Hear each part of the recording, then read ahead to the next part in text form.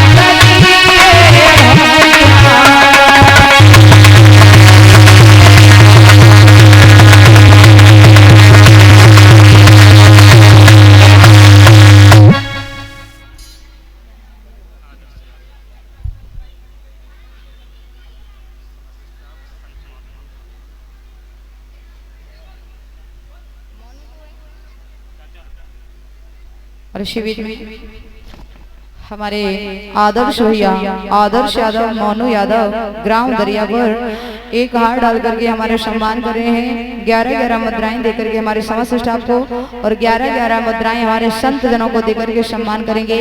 मैं भगवान से कामना करूंगी कि हमारे आदर्श भैया मोनू भैया के हाथ हमेशा दान और धर्म की तरफ बढ़ते रहे, समाज में सम्मान मिलते रहे, राधा रानी अपनी असीम अनुकंपा हमारे भैया के ऊपर बनाए।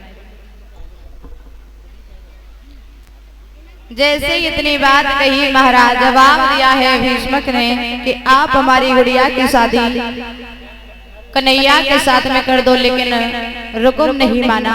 बोले मेरे सामने ओ बाबुल ये चालें नहीं चल पाएंगी, अगर ये शादी पक्की होगी तो तलवारें चल जाएंगी, यहाँ खून की नालियां बहेंगी। आज महाराज अपने साले ससुराल के लिए खत लिखने लगा, और जब खत लिखा आरे से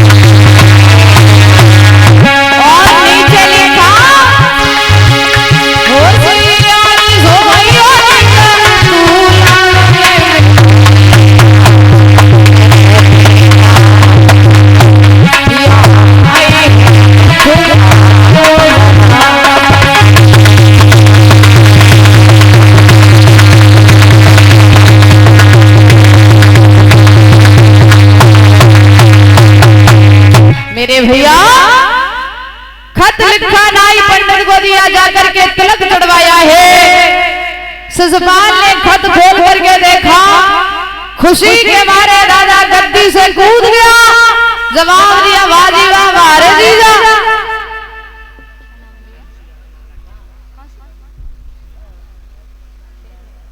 और ये भैया अंशु यादव नगला खैरी से आए हुए हैं। भैया हार डाल करके सम्मान करें। भगवान से कामना है कि हमारे भैया के हाथ हमेशा दान और धर्म की तरफ बढ़ते रहे, समाज में सम्मान मिलते रहे। आओ बेटा।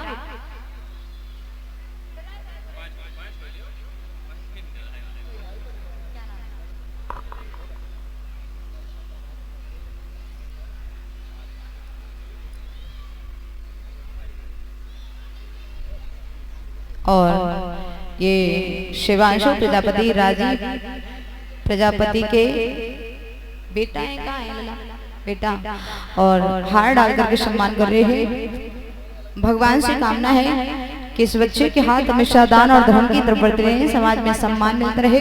राधा रानी अपने असीम अनुकंपा इस बच्चे के ऊपर बनाए रखे।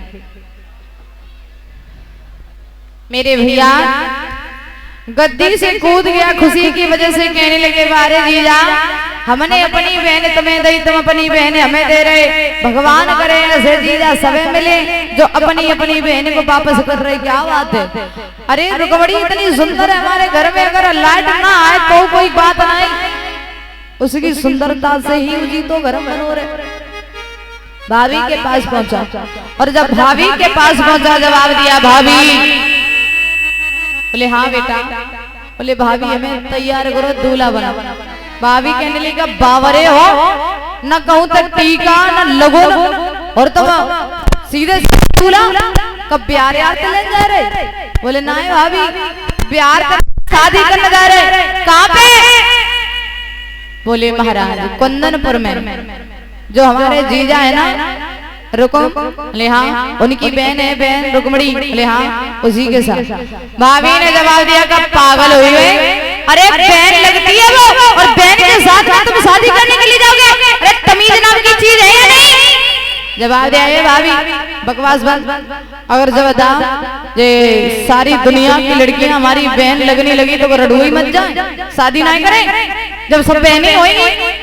बोले लला हमने ये नहीं कहा कि तुम शादी मत करो, अरे शादी करो लेकिन रुक्मणी के साथ मत करो, वो आपकी बहन लगती है। बोले भाभी 2-4 लड़कियों को लेकर के आओ, मुझे तैयार करो, मुझे शादी करने के लिए जाना है।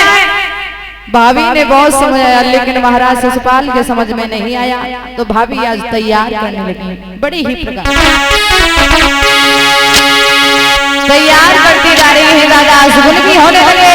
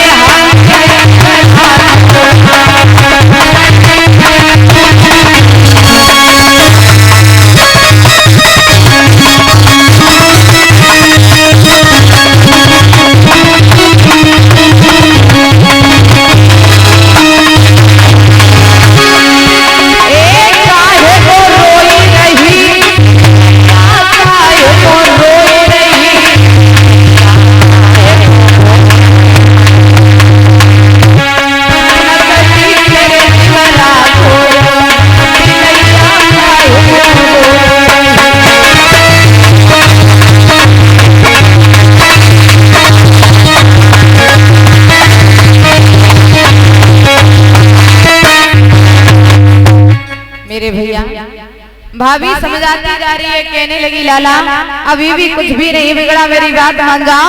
हमने सुना है वहाँ पर कन्हैया भी आ रहा है, और अगर कन्हैया आ गया तो लाला तुम्हारा मात मात पीठ को पटा बन जाए, मत जाओ काय को बेइज्जती करवे। वहाँ पे अपनी रिश्तेदारी है लाला, अगर हलवा पीवे की तुम्हें गुंजाइश हो तो जाओ। जवाब दो भाभी, कछु कमी तो नहीं रह गई सो बता। बोले एक कमी रह गई, का काजर नहीं लगो। बोले फिर ये काजर का कौन लगाएगा पड़ोस में? अरे लगाना। भाभी काजर लगाने लगी। काजर लागी लेना, धूप के नैन दिखाए दो और बांधे बुलाए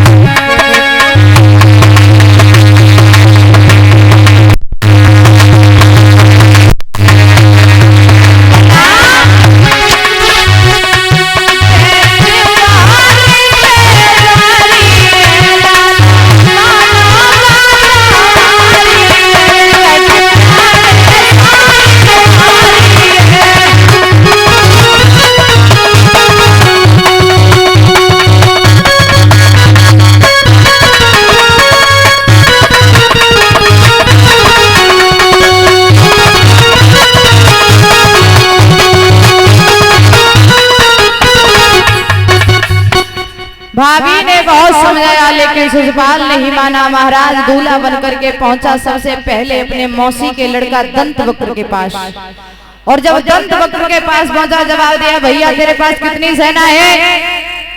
सारी सेना को ले जा करके चल कुंदनपुर में। 3 दिन पहले ही कुंदनपुर में धावा बोल दिया। जब ये बात रुक्मणी को पता चली है तो आंखों में आंसू भर के रुक्मणी ने जवाब दिया नाथ मैंने आज तक हमेशा तुम्हारी ही आराधना की है और मेरा भैया अपने साले शिशुपाल के साथ में विवाह करना चाहता है।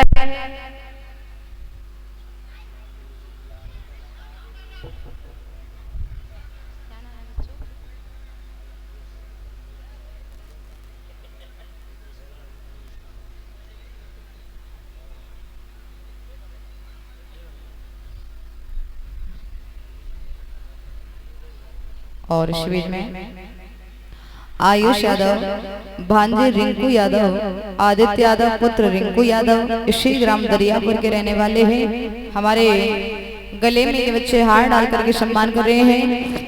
101 मुद्राएं देकर के सम्मान कर रहे हैं। हमारे समस्त स्टाफ को 10-10 मुद्राएं देकर के सम्मान कर रहे हैं। भगवान से कामना है कि हमारे भैया जी के हाथ हमेशा दान और धर्म की तरफ बढ़ते रहे। ये बालक हमेशा धर्म के रास्ते पर आगे बढ़े, आगे चल करके अपने माता पिता का नाम रोशन करें।